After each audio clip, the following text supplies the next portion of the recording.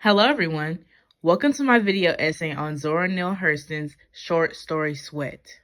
My name is Zyasiya Davenport, and today, throughout our discussion of this short narrative, we will debunk the stereotype of women overcoming patriarchal oppression. However, before exploring the deeper themes of Sweat, let us focus on the author and the events surrounding the time when the story was created. Zora Neale Hurston was an African-American writer, notable in a predominantly Black cultural movement, the Harlem Renaissance. She was born on January 7, 1891, in Notasulga, Alabama, but grew up in Edenville, Florida, a place that was plagued with sexism and racism.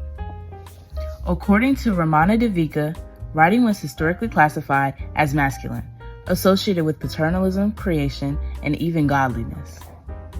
She states that it had been seen as derived from male sexuality and akin to all things masculine. And because of this, women were long excluded from writing. So when Hurston came out with the story that not only promotes feminism, but precisely Black feminism, people were astonished. Although it was negatively viewed and criticized by some, it was also celebrated as a reminder that there is still hope for the oppression against women. Now that we've uncovered the background, it's now time to unfold the story. Hurston's story Sweat takes place in a small town in Florida during the 1920s. The story revolves around Delia, a slim young woman working as a washerwoman in a small town, and her husband Skies, who is cruel and arrogant and doesn't work. Skies is abusive towards Delia, physically and mentally tormenting her for the 15 years they have been married. He was a manipulative man, constantly laughing and snorting at the jokes he made about Delia's appearance and how she was so skinny, while she would sit there and keep quiet, trying to keep the peace, holding on to what was left of their marriage. The scene then transitions to some of the townsmen discussing what has been occurring in the broken couple's household. They speak of Delia's beauty and how she used to look before being beaten by Skies. They are saddened and angered by the way he has treated her, sharing information with the audience that Skies is not only abusive, but also cheating on Delia with a rather large woman named Bertha. Later, when Skies tries to drive Delia out of the house, she refuses, as it was her hard-earned money that paid for the house. Finally, at the end of the story, Skies wants to end his and Delia's relationship once and for all. So he reenacts on her greatest fear, snakes, and brings one into the house as a pet and attempts to scare her away. Fortunately, this plan fails, and Skies goes a step further, planting the snake in her washing clothes.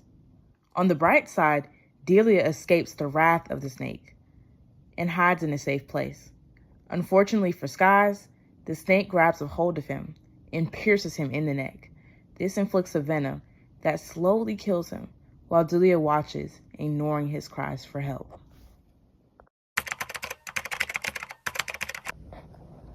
Patriarchal oppression is a societal system of practices where men govern and dominate while women are oppressed and exploited from positions of power. As stated previously, this was a big issue that arose in the early 1900s. Women couldn't serve in armed combat, were denied access to many educational occupations and institutions, and weren't allowed to vote in federal elections. Women were held against their will, and men were opposed to the thought of or even the idea of women's suffrage. Men argued that women did not have the time to get into understanding politics enough to be able to vote. Others stated that women lacked the mental capacity to offer valuable insights regarding political issues. This was primarily caused by the Darwinian worldview.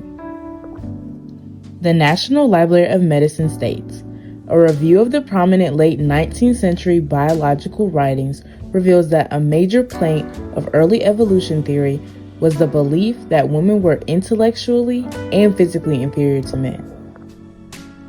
Female inferiority was a logical conclusion of the Darwinian worldview because males were believed to be exposed to far greater selective pressures than females.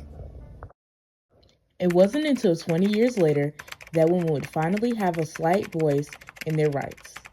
In 1920, the 19th Amendment was passed, granting women the right to vote. During this time, women were rising to the top, beating the pressures of the male-dominated society that we live in. This coincides with Hurston also challenging the stereotype, channeling the actions and emotions of Delia's character, coming out with Sweat in 1926. Delia's character is the true definition of fighting the odds and overcoming societal standards of gender norms. This is exemplified in Noviana Beer and Tomi Arianto's Women, Violence, and Resistance in Sweat article, as they discuss women's resistance towards the construction of patriarchy. They mention that although Delia had to endure emotional, psychological, and physical abuse, she was still able to resist the oppression she endured. Overall, Delia's actions contradicted with the patriarchal construction that women had to be submissive and respectful towards men. After Skies gets bitten by his rattlesnake and takes his last breaths of life, Delia is finally free from her abuse. But the story doesn't end here. Well, at least for this audience. There are many more details to Miss Hurston's story and background that we have yet to uncover, and they need to be addressed in a segment that I will be calling Girl Talk.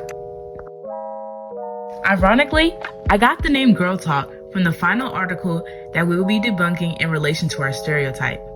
This article from Girl Power Talk by Mariana Zika talks about how to deal with sexism and smash the patriarchy at home.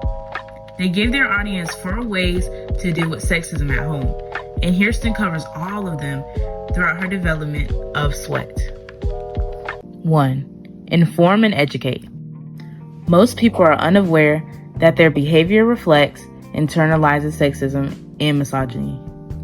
Hurston takes a stab at educating others just by publishing Sweat. The story speaks about feminism and disencourages the oppression of women and their rights. 2. Encourage equal sharing of responsibility and property. Traditional gender roles do not have room in today's society. In this story, Delia worked and Skies was unemployed. This shows that women can bring in enough money to sustain a family. However, under these circumstances, it wasn't very proportionate and only fell on Delia. 3. Call out instances of sexism. Smashing the patriarchy at home will sometimes involve calling people out when they express sexist comments and behavior. When Skies tries to yell at and belittle Delia, verbally abusing her while taunting her with threats, Delia makes it clear that she won't put up with it. Don't think I'm going to be run away from my house, neither. I'm going to the white folks about you, my young man. The very next time you lay your hands on me, my cup is done run over. 4. Learn to say no. Saying no and refusing to do things that represents internalized sexism is one of the most practical and proactive ways to confront the patriarchy. This is what Hurston's story had built up to by the end of Sweat.